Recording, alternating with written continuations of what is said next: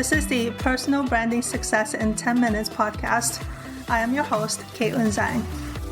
And I am your host, Danielle Bardowell. Why is identifying your core audience so important? Identifying your core audience is important because your brand can't serve everybody. There should be a key target audience that you're serving. That is a key part of a market research that should be done prior to launching your brand. It helps you identify the people who can benefit most and also those people who have the means to afford your services or product.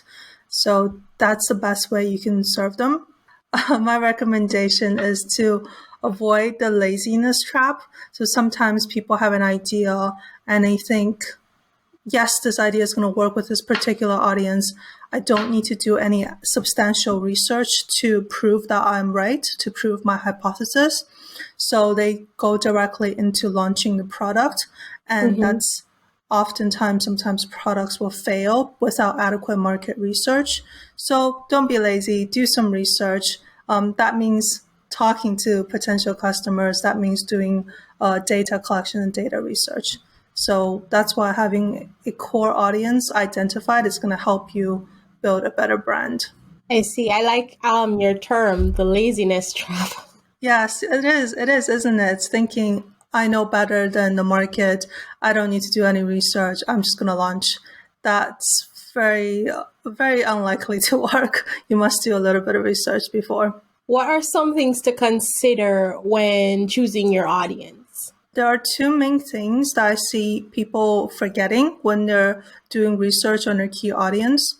Number one is, have you gone beyond your immediate circle and spoken to people outside your comfort zone? People sometimes will start with friends and family. There's no problem with that. But your mom, your dad, your family, your close friends, they are very unlikely to be very negative about your ideas because they want to be supportive. Hopefully they want to be supportive. So are you really getting a real sense of how your product or service is going to perform, how your brand identified is actually going to work in the real world? You shouldn't be sampling a skewed sample of people who love you. You have to go beyond that. You have to go to talk to strangers, talk to people who have opposing views. Most importantly, talk to people who you think are going to be in your core audience. Ask them if what you're doing is serving them, and then find out if you're actually doing the thing that you think will benefit them, and ask them if that's actually the case. So I recommend testing with 50 people outside of your comfort zone and your core audience. Just talk to them. Secondly is, have you done any actual market research or data collection to back up your hypothesis about your core audience?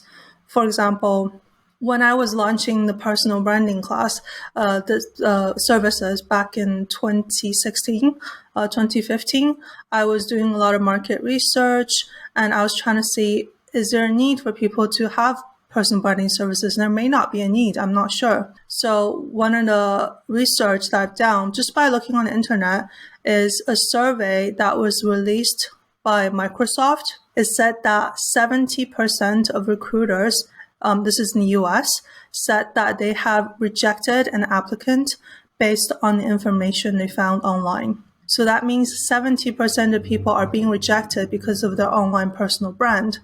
And I'm thinking, wow, that must mean that a lot of people who are trying to get a new job really need to work on it so that they can stand out from their competition.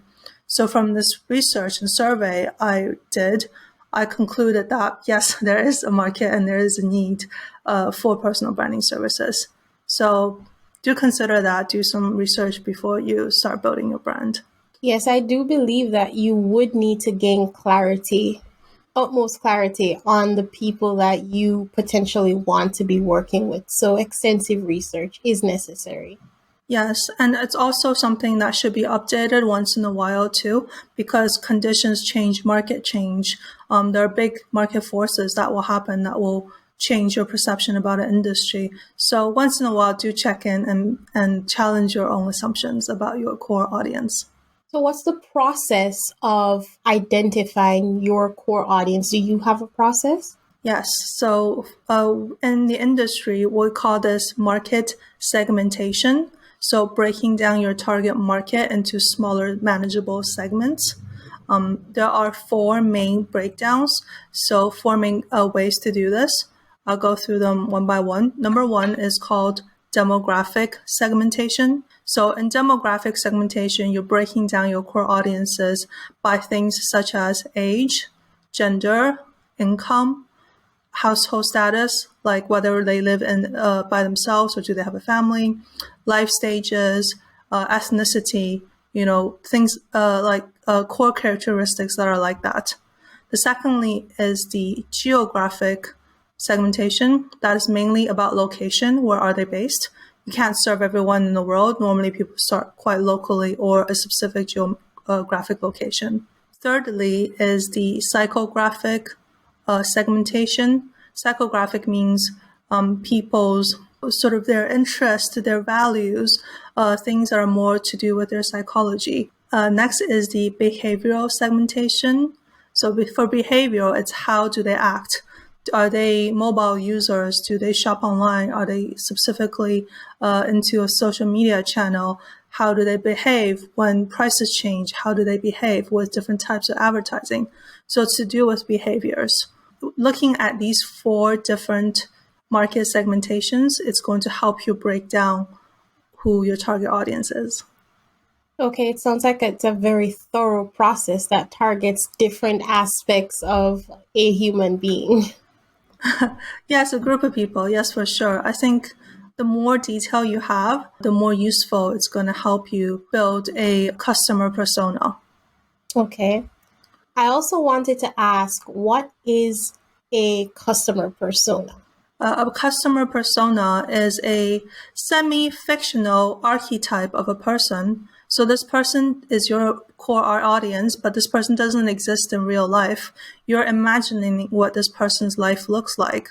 So if you are, what age group is this person? How do they behave day to day?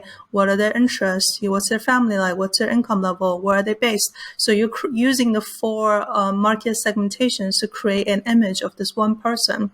And then you can give him or give her him or otherwise give them a name. So that's going to help you serve their needs the best. And these types of customers are often very loyal and they're easier to retain as customers for the long run. Okay, so basically just creating a person that's not real. And I really feel like giving them a name helps you to visualize this person. Absolutely. Exactly. And then we do talk about these in marketing meetings, like, this person giving them a name and say, say Bob, how is Bob doing today? What is Bob's needs? What are we trying to help Bob with? Make it an actual person also makes the whole experience a little bit more based on human relationships. How do I identify the platform that has most of my core audience, like Facebook, Instagram, Twitter? It comes back again to your target audience's demographic and behavior. Where do they spend most of their time? Where your customers are, that's the platforms you should be on. And being mindful that you can't serve every single platform, so only take on the number of platforms you can handle. And I guess also a platform that's more relevant to your brand. Like if you're doing food, of course you'd want Instagram more so than the other platforms. Yes, it depends. If there's a lot of competitors on food on Instagram, are there any niche area platforms you can get on? Maybe Reddit could possibly be a good one for you. It's also thinking outside the box, not where your audience might be.